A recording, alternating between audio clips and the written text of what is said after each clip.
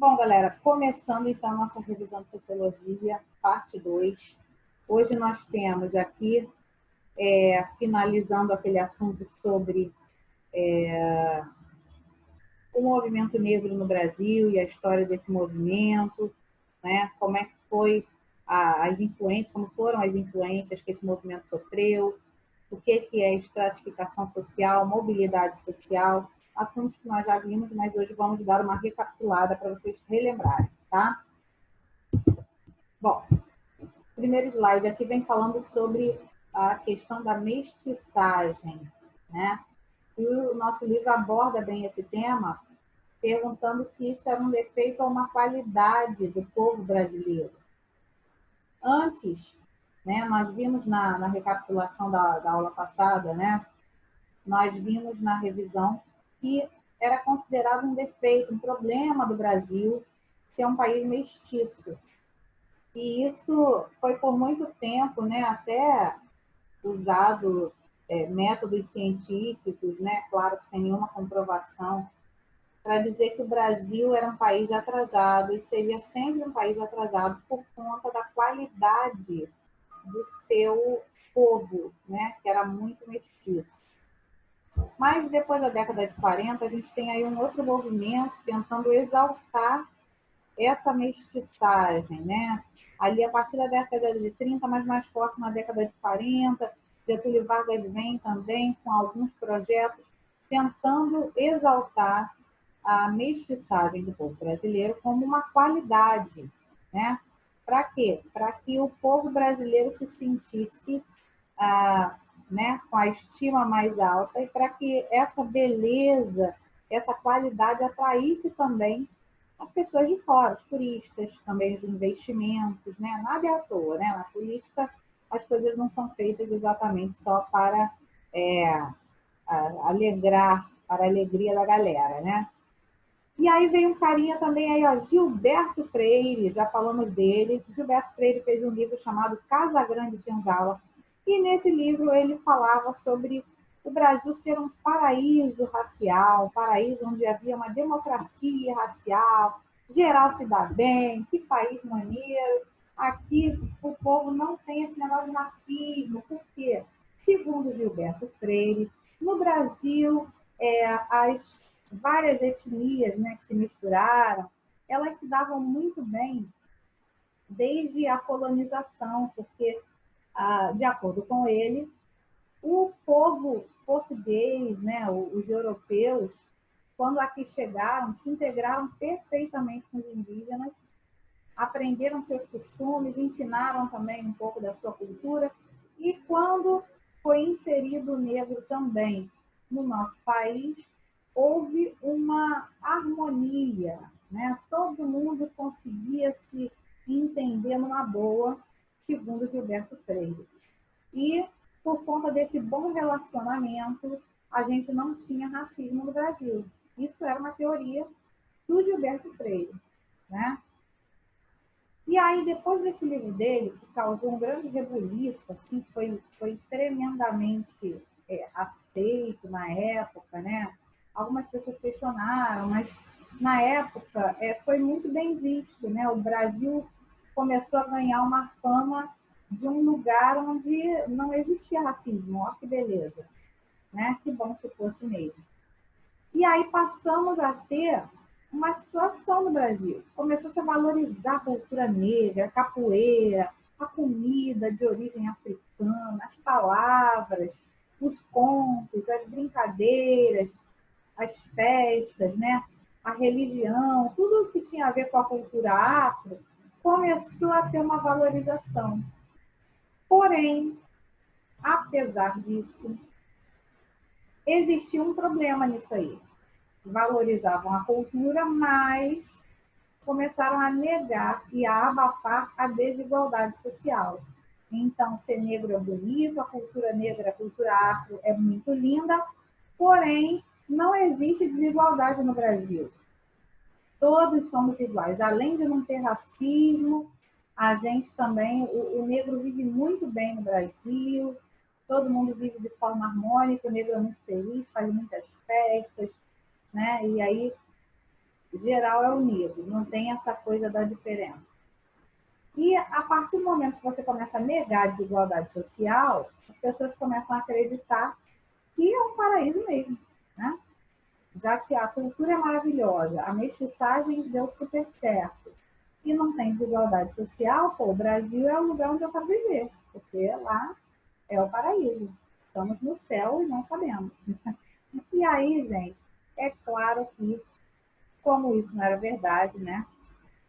Como era abafada a desigualdade social, não era colocada em pauta, não jogava no ventilador, começou o movimento negro a levantar essa bandeira. Olha, a cultura negra é maravilhosa, assim, porém, os negros são discriminados e na hora do emprego, na hora da escola, na hora de algumas situações de vantagem, né? Quem é branco recebe a vantagem e quem é negro não. E começou esse movimento negro a partir aí da década de 60, mas com a ditadura militar, esses movimentos eles começaram a ser reprimidos, suprimidos. E aí, no final da década de 70, esses movimentos começaram a crescer novamente. Com que influência? Da onde surgiu essa força? Da onde surgiu essa energia para renascer o movimento no Brasil?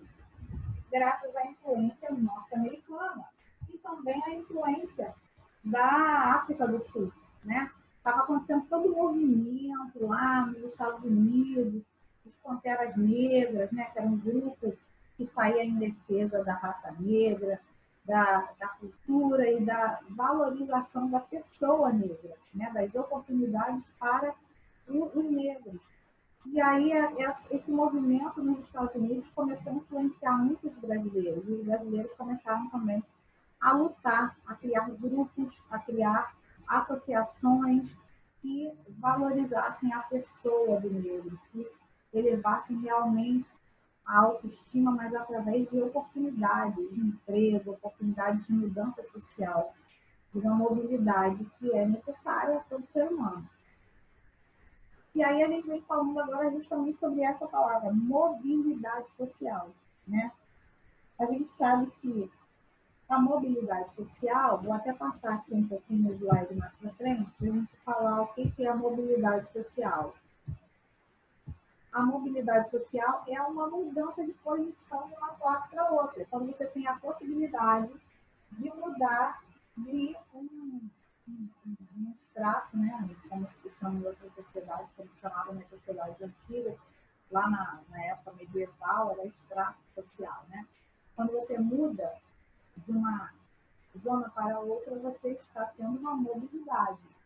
E aí a gente tem a mobilidade horizontal e a mobilidade vertical. O que é a mobilidade horizontal? É quando uma pessoa ela muda de status, né, vamos assim dizer, mas ela continua na mesma classe social. Por exemplo, os migrantes, né, vêm lá do interior, um lugar com muitas dificuldades, sem emprego, às vezes moram numa região que não tem muita água, é uma região seca, e aí eles vêm, vamos dizer, mudar para o Rio de Janeiro. Chega aqui, ele vai encontrar talvez mais facilidades, água encanada, vai ter mais acesso à educação, ao hospital mais próximo, né? Então, ele se sente mudando de status, se realmente ele veio viver num lugar melhor. Mas ele mudou de classe social? Ele deixou de ser pobre? Não, ele continua na mesma classe social, porém com um pouco mais de recursos, um pouco mais de condições de vida.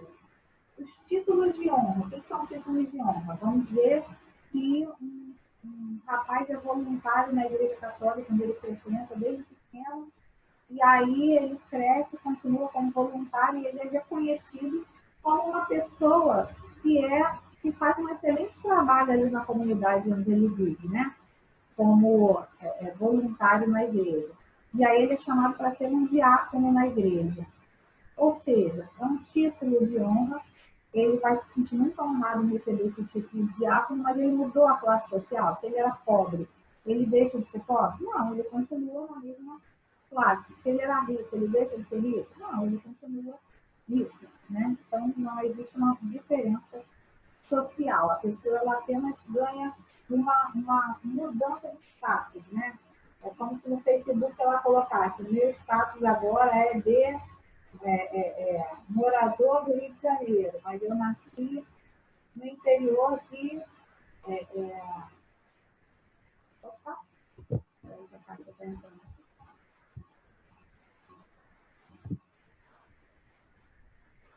isso. Então, a pessoa mora lá no interior do Ceará, né? E ela veio para o Rio de Janeiro, ela mudou o seu status de locação, de área de moradia. Porém, ela não deixou de estar na mesma classe social. Agora, o que é a mobilidade vertical? Vertical pode ser no sentido de cima para baixo ou de baixo para cima, tá? Que a gente chama de ascendente quando cresce e descendente quando diminui. É quando a pessoa ela sobe de classe social ou ela desce de classe social. Por exemplo, você estudou, se formou, conseguiu um emprego maravilhoso, onde você ganha bastante dinheiro, e aí você muda da sua classe social. Vamos dizer que você era classe C, passa para a classe B, né? De uma classe média para uma classe média alta, de uma classe pobre para uma classe média. Isso é o quê? Uma mudança de classe social. Você não só mudou o seu status social, mas você realmente ascendeu aí, né? Subiu na escala aí de evolução social. A mesma coisa pode acontecer com quem desce, com quem muda de classe social, mas no sentido oposto, né? Vem caindo. Uma pessoa perde a sua fortuna. Vamos dizer que uma pessoa gostava muito de apostar dinheiro ou de aplicar dinheiro na bolsa e, de repente, um dia de crise, a pessoa perdeu toda a sua fortuna. Ela vai com certeza descer de classe social. Se ela era de uma classe B, ela passa para uma classe C, né? Ou se era da classe A, passa para a classe B, enfim.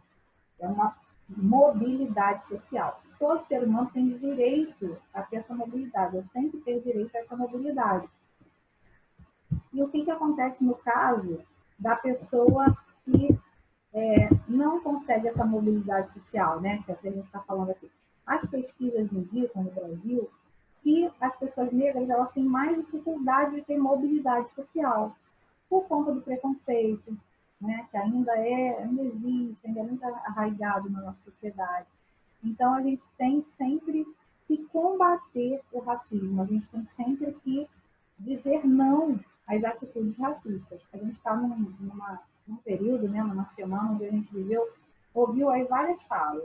Eu não sei se vocês têm acompanhado na televisão, mas nós tivemos aí o caso do rapaz que foi morto na porta do mercado, né? E aí, por ser negro, já surgiu um grande debate em torno dessa violência, dessa agressividade que se tem contra a pessoa que, além de pobre, também é de cor, né? E aconteceu também de o vice-presidente falar que no Brasil não temos racismo. Então, que falas são essas, que atitudes são essas, né? Da onde surge tudo isso? Dessa história toda que a gente contou aí, né? Da negação dessa desigualdade social, desse mito da democracia racial no Brasil. E aí, para a gente fechar aqui agora, o que é a estratificação social? Estratificação social é aquilo que a gente falou lá dentro da mobilidade social. Se você tem o direito de mudar de classe, é porque elas existem, né? Se você tem a possibilidade de subir ou descer socialmente, é porque existe uma escala aí, existe uma pirâmide. E aí a estratificação social é a divisão da sociedade em grupos, né? Onde tem uma hierarquia. Uns têm muito e outros têm pouco. Alguns têm mais ou menos, outros têm nada, né? Então, essa separação, essas desigualdades sociais, elas existem na nossa sociedade, por exemplo, capitalista. Mas existem outros tipos de estratificação social, por exemplo, a escravidão. A escravidão é um tipo de estratificação social. Por quê? Porque o escravo, ele ele está ali numa posição onde ele não tem direito a nada. E o senhor? O senhor, ele tem direito a tudo. Então, isso é um exemplo de estratificação social, que já foi um modelo na nossa sociedade, na era moderna, né? Na antiguidade também. Então, hoje a gente tem outros tipos de estratificação social. Por exemplo, na Índia, a gente ainda tem as castas. Quem nasce numa casta, eles acreditam que não pode passar para outra casta. Então, eles não aceitam casamento entre pessoas de castas diferentes, né? Ou seja, se a pessoa nasceu rica, tem que morrer rica. Se nasceu pobre, tem que morrer pobre. E ainda é uma luta, né, para esse preconceito acabar na Índia. Os estamentos, como eu falei para vocês, os estamentos eram como classes sociais, mas no passado, lá na época, vocês já devem ter estudado com certeza, nas aulas de história, o professor falando sobre a era medieval. E lá você tinha os servos, você tinha a nobreza, você tinha o clero, né? E cada um tinha uma função. Na sua classe social, cada um tinha uma posição. Por exemplo, os nobres, eles guerreavam, iam para as guerras, né? Os servos, eles eram aqueles que iam cultivar a terra, iam criar os animais, iam trazer recursos para o reino, né? E o clero era aquela parte religiosa, os sacerdotes, os clérigos, né, que faziam esse contato entre o povo e a divindade, entre o povo e o seu Deus, os seus deuses, né? E hoje a gente tem, na nossa sociedade brasileira, as classes sociais, que nós vivemos numa sociedade capitalista.